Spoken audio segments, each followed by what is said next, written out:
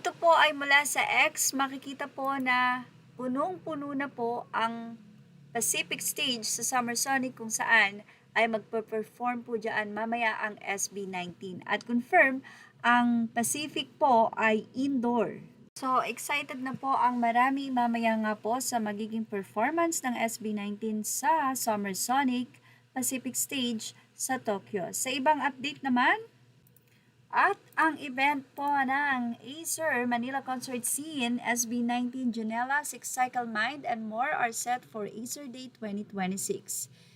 It's going to be a massive day of music as SB19 Six Cycle Mind, Janela, El Manu, and Jessie Kang, Peter Karma, Earl Agustin, and Hey Jun take the stage at Acer Day 2026 hosted by Luis Manzano. Catch them live on August 30 at the Araneta Coliseum. Tickets and more details are available through the official pages of Acer Philippines with Smart Araneta Coliseum and Acer Philippines.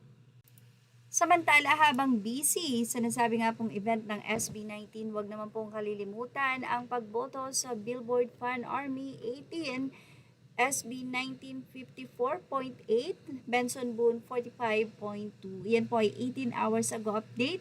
Siguro po ay mas lamang na po ang SB19 pero sabi nga widen the gap upang makapasok po sa pinaka-final round ang SB19.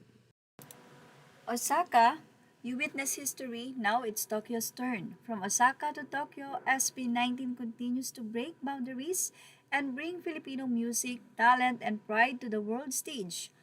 Mahalima are ready to conquer Summer Sonic 2026 in Tokyo, Japan, and create yet another unforgettable chapter. 18, let's rally behind SB19 and unleash the unstoppable 18 spirit.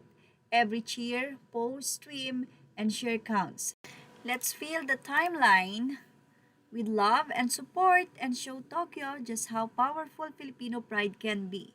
Make some noise 18, Tokyo, it's time for SB19. Samantala, nakakatuwa naman ang ibinahagi ng isang 18 na ito sa kanya nga pong post kung saan ang kanilang circle of friend ay kumanta ng wakas ng SB19. Ayon sa kanya, to SB19, sana masaya kayo sa bawat piyok namin, sa bawat ngiwi ng mukha namin, sa bawat kunot ng noo namin. Ha ha ha, kung bakit ba kasi gustong-gusto nyo kaming pahirapan sa bawat kanta nyo, lalo ka na Stel, ahero.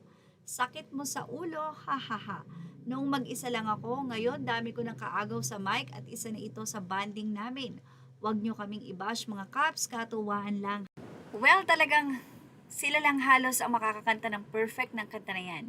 Images are all credit to the rightful owners. Thank you for watching Showbiz Now.